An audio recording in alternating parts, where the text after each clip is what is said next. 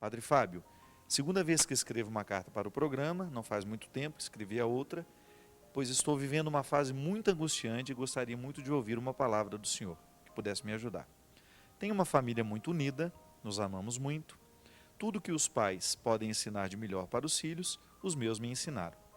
Um valor muito forte era sempre falar a verdade. Com 16 anos, descobri que meu pai estava traindo minha mãe. Meu mundo caiu, padre. Meu pai estava mentindo e ele era o meu herói. Eu me calei, não tive coragem de contar para minha mãe, nem questionar o meu pai. A vida foi passando e agora, com 23 anos, eu me envolvi com minha melhor amiga, padre. Nós estamos apaixonadas umas pelas outras, uma pela outra. Agora me questiono sobre minha sexualidade. Afinal, eu sempre namorei meninos. Tive um namoro por 3 anos, fui enganada diversas vezes e aconteceu agora de apaixonar-me pela minha amiga. Acho que no fundo a minha expectativa é que, sabendo que somos amigas, ela nunca me traia, nem conte mentiras. Não temos coragem de assumir por causa do preconceito, que começa até pela minha mãe. E também porque não temos certeza do que sentimos. Veja bem, minha gente, o que é Primeiro que a gente precisa dizer, né, voltar a dizer isso, nenhum ser humano é por acaso. Tudo aquilo que nos ocorre, tudo aquilo que nós experimentamos no campo afetivo, de alguma maneira tem raízes que nós precisamos descobrir. É por isso que a autorreflexão ajuda muito. Às vezes é refletindo os fatos do passado que a gente consegue corrigir os erros do presente. Não podemos olhar para os erros do presente, para o contexto da atualidade, sem a gente de alguma maneira investigar o que aconteceu com a gente. Essa menina teve o pai a traiu, né? A partir do momento que trai a mãe, ela começou a identificar no pai, ruiu aquela figura paterna, positiva, que ela tinha como um referencial, ruiu, e de repente, um tempo depois, o processo da decepção foi minando, foi minando, foi minando, as experiências de traição dos namorados, que também ela conta que foi muito enganada, a levou a um relacionamento homoafetivo. Essa é uma distinção que nós precisamos fazer. Homoafetividade é quando você descobre que você tem um sentimento por uma pessoa do mesmo sexo, um sentimento que te aproxima muito, de identificação. É um sentimento muito comum entre amigos, né? Que de repente vão ficando tão amigos, que tem muito mais vínculo, muito mais que se eles fossem irmãos. A homoafetividade não inclui a sexualidade, mas é uma porta de entrada para o sexo, porque a sexualidade, a homoafetividade, ela pode abrir as portas da homossexualidade. E esse é um problema de carência, não é? Eu fiz questão de ler este e-mail porque eu já acompanhei muitos casos assim. Às vezes o rapaz não era homossexual, mas por causa da desestrutura familiar que ele tinha, às vezes dificuldades com a mãe muito autoritárias, corre o risco de gerar essas fragilidades afetivas, que os meninos depois acabam corrigindo entre eles.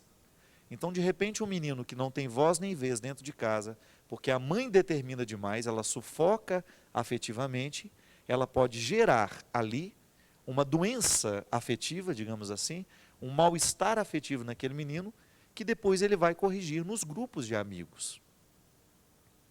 Essa proximidade, que é muito comum, é muito natural na vida, você estabelecer relacionamentos homoafetivos.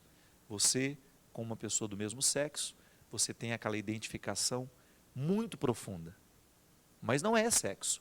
Não tem sexo porque a sua preferência sexual é outra. Mas pode haver situações em que esta homoafetividade evolua para carinhos, é assim?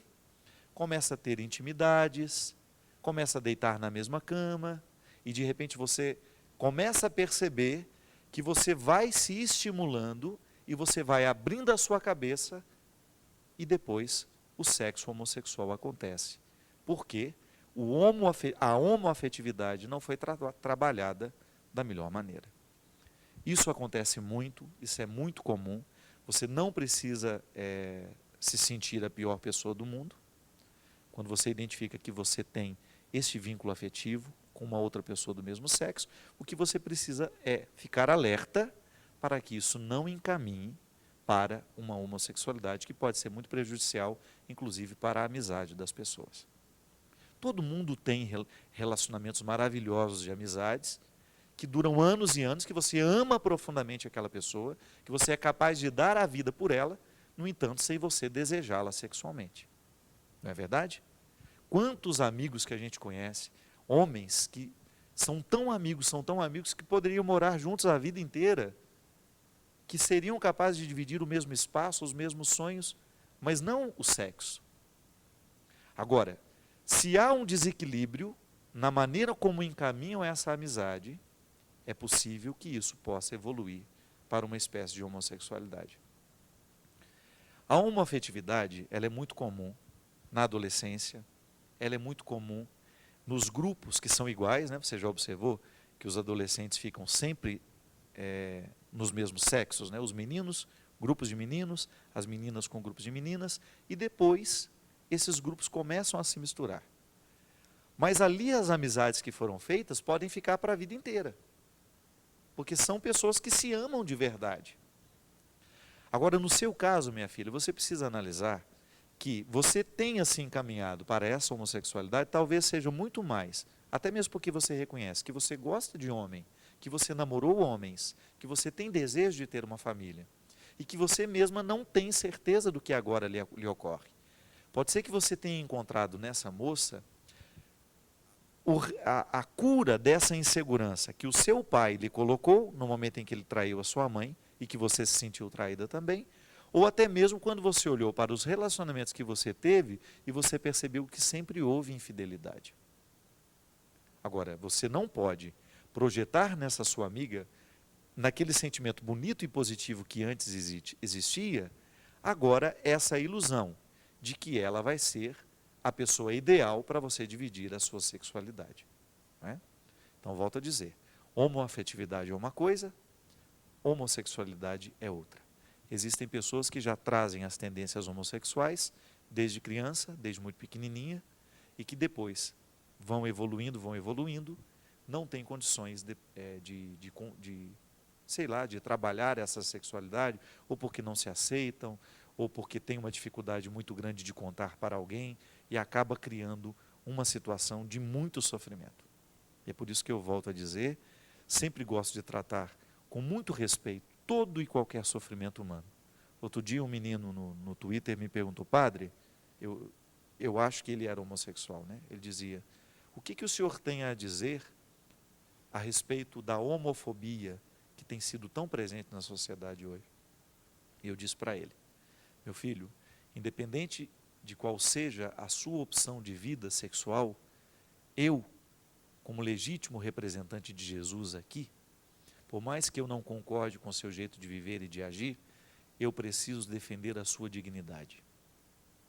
Aquilo que nós estamos vendo acontecer hoje, essa intolerância das pessoas, essa violência horrorosa, como aconteceu essa semana em Campina Grande, daquele rapaz que foi esfaqueado numa rua, ou até mesmo daquelas histórias que nós vimos, porque os homossexuais estavam passando pela calçada, um grupo de rapazes veio e agrediu covardemente.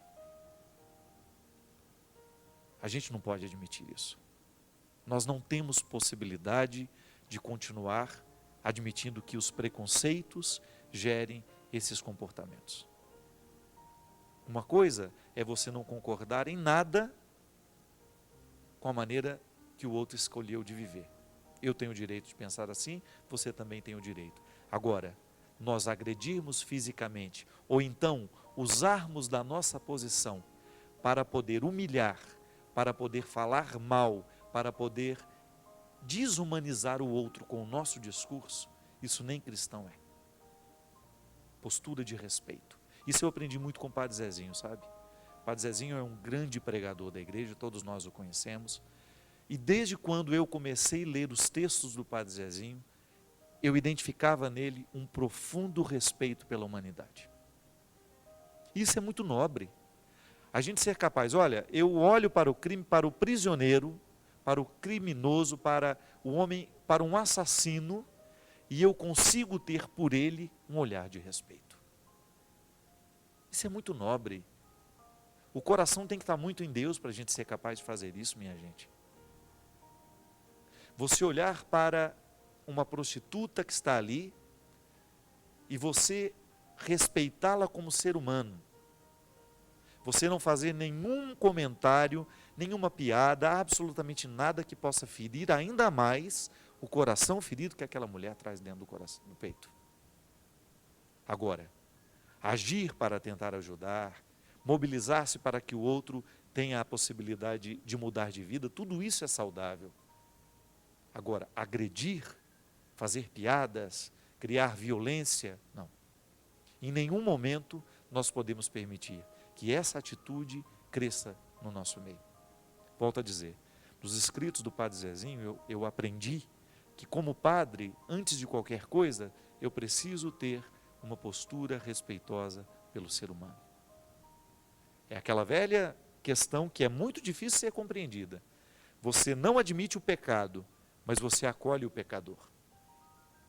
Você não precisa concordar. Eu não concordo com o roubo, eu não concordo com o assassinato, eu não concordo com a mentira, eu não concordo com a injustiça, mas eu olho com dignidade para aquele que cometeu tudo isso.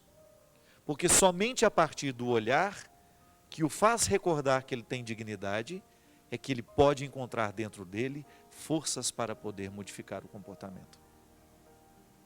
A gente vê aí, o tempo todo agora nós escutamos os bullings, né, as histórias que nos contam e que geram situações trágicas como foi o Realengo, que nós falamos aqui na semana passada.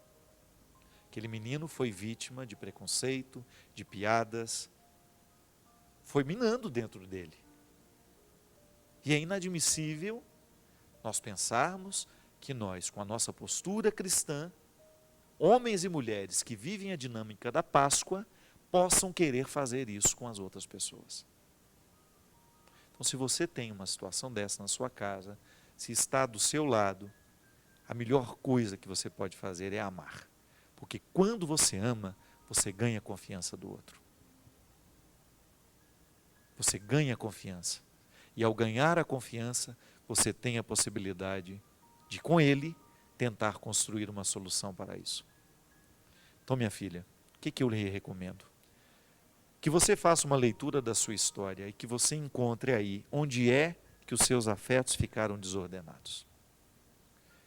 Se você buscar dentro de você a resposta, por que hoje eu estou apaixonada por uma mulher, se eu sei que a minha sexualidade está orientada para amar um homem? No seu caso, como você mesmo disse. As suas inseguranças, os seus medos lhe levaram a isso. Eu não tenho dúvida. E quem sabe, ao corrigir essa figura paterna dentro de você, você tenha condições de reassumir a sua sexualidade, de reassumir o seu papel e de ter a possibilidade de casar-se, construir uma família como é o seu desejo.